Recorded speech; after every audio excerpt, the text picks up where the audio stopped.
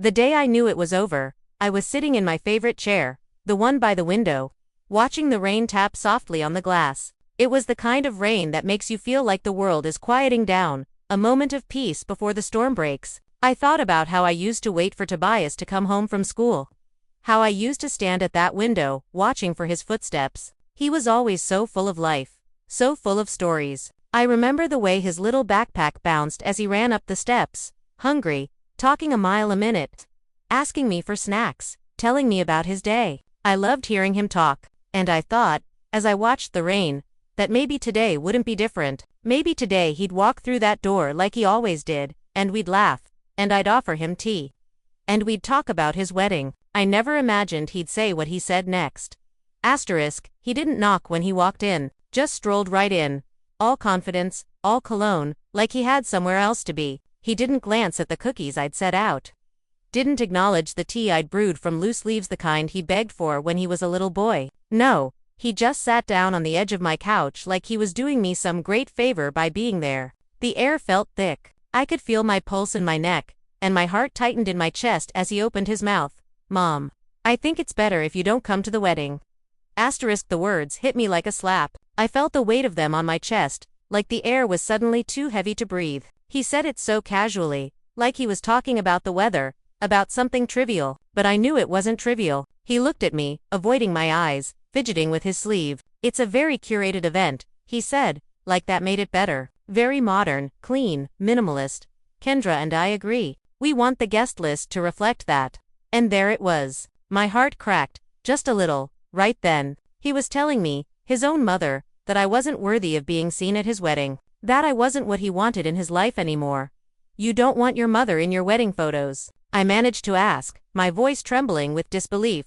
I thought I was asking a question, but it sounded more like a plea. It's not about photos, Mom. It's about presentation. You've been sick, and ...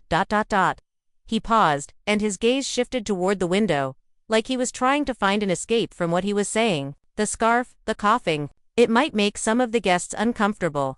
He didn't even seem to notice the way my hand trembled on the teacup I hadn't even touched yet. He just said it, matter-of-factly, as if he'd planned the whole thing out. He wasn't the son I raised anymore. He was someone else. Someone cold. Someone who didn't care about the years I spent making sure he had everything he needed. Someone who didn't remember what it was like when he was a little boy. When I was his world. Kendra walked in just then. Tall, thin, all sharp edges. Her eyes scanning my home like she was disgusted by the very air she was breathing. She didn't look at me. She didn't even bother with a smile. Just walked in and sniffed the air, like she was evaluating some kind of project. "This is your mother?" she asked, her voice as flat as the expression on her face. "Yeah," Tobias said, shifting uncomfortably in his seat. "This is Mom." "Nice to meet you," Kendra said, but her voice was anything but nice. It was like she was saying it because it was the polite thing to do, not because she meant it. I stood there, feeling like a stranger in my own house. It wasn't my home anymore. Not when he looked at me like that. Not when she stood there like I was nothing but a nuisance. "I'd like to be there," I said, my voice small, as though I didn't even recognize it. "I can sit in the back. I don't need attention. I just want to see my son get married." But Kendra was already shaking her head, her lips twisting into a smile that didn't reach her eyes. "We've already finalized the seating chart," she said, her tone like she was speaking to a child. "The dress code too. You understand, right? It's about the vibe." I was shaking, but it wasn't from weakness. It was from something else, something darker, something cold inside of me that was waking up. Tobias, my son, didn't even defend me. He just sat there, silent, letting her speak for him. "She's sick," Kendra went on. "I mean, you're sick. It's admirable, you're trying, but the scarf, the pale skin, it's going to make people uncomfortable." And just like that, I felt invisible. The son I loved, the son I raised, didn't see me anymore. He saw someone else, someone who didn't matter. "I don't want to FaceTime," I said quietly. "I want to be in the room." But Tobias wasn't listening. He didn't hear me. He didn't care. "We can send you the photos," he said, as if that was supposed to fix everything. "We'll FaceTime you in for the ceremony. It'll be like you're there." I felt something break inside me. Not because I wanted to be at his wedding. No, I didn't care about the wedding anymore. But because of the way he said it. The way he dismissed me, like I didn't matter, like I was just a burden. Kendra smiled, but it wasn't kind. It was a smile, meant to shut me up. Maybe we can talk after the honeymoon, she said. About long-term care. Somewhere peaceful. A good place for recovery. I couldn't breathe. It was like she was already planning my death. Already deciding what would happen to me when I was no longer useful. I knew what she meant. A nursing home? She wanted to put me away. Out of sight. Out of mind. And that's when Tobias said it. This is why Dad left you. It was like a punch to the gut. I froze. My blood running cold. The words cut deeper than anything he'd said. It wasn't just a reminder of the man who left me. It was a weapon. A barb. Thrown with all the cruelty he'd inherited from his father. And it hit exactly where it was meant to. Right in the heart. I didn't cry. I didn't scream. I just sat there, trembling, feeling the weight of everything he had taken from me. He didn't say another word. Kendra didn't either. They just turned, like they had somewhere better to be, and walked out of my life. Just like that. I didn't cry. Not that day. Not when I stood at the window and watched their car drive away. I didn't cry. I just whispered to the empty house, "Thank you for showing me who you really are." And then something changed inside of me. I wasn't broken anymore. I wasn't the woman they thought I was. I wasn't the woman who would beg, who would cry, who would disappear into the shadows. I was the woman who had nothing left to lose.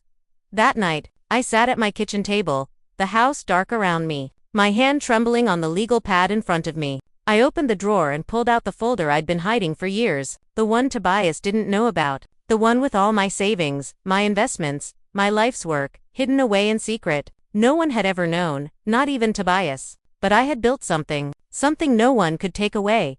Asterisk, I tore up my will that night, the one I'd planned to leave to Tobias, the one where I had planned to leave him everything. But that day, when he looked me in the eye and said what he said, I knew it was over. There would be no inheritance. Not for him, not for her. I called Monique, my oldest friend, the one who had been with me through thick and thin. I told her what I wanted to do. She didn't say much, just listened, like she always did. I could feel her support through the phone. She knew what this meant, and she knew what I had to do. The next day, I sat down and wrote a new will. The house would go to the Rose House Foundation. The rental homes would be sold, and the proceeds would go to women like me, women who had been left behind, women who had been forgotten, and the rest. That would go to them too. I wouldn't let Tobias get a dime. I didn't tell him. I didn't need to. I let him have his wedding. Let him smile for the cameras. Let him think he had one. I knew better. I had already taken everything back. I didn't go to the wedding. I didn't need to. I knew exactly how it would unfold. I watched the photo they sent me. Tobias standing there, looking so polished, so perfect, but empty. I wasn't there, but I didn't need to be. I was free. And when the time came, Monique delivered the envelope. Not to me. To Tobias. He opened it, and the truth hit him like a freight train. He didn't get what he thought he would. He didn't get my money. He didn't get my forgiveness. He got nothing. I walked away that day. I didn't need to say anything. The silence spoke louder than any words I could have said. I had taken my power back. And now, I live in peace. Quiet, in my little house by the sea. No one knows my name here. I'm just a woman who lives her life. I'm free. And Tobias, he's still out there trying to figure out what he lost. But I'm done. I've written my story. And it's mine to tell.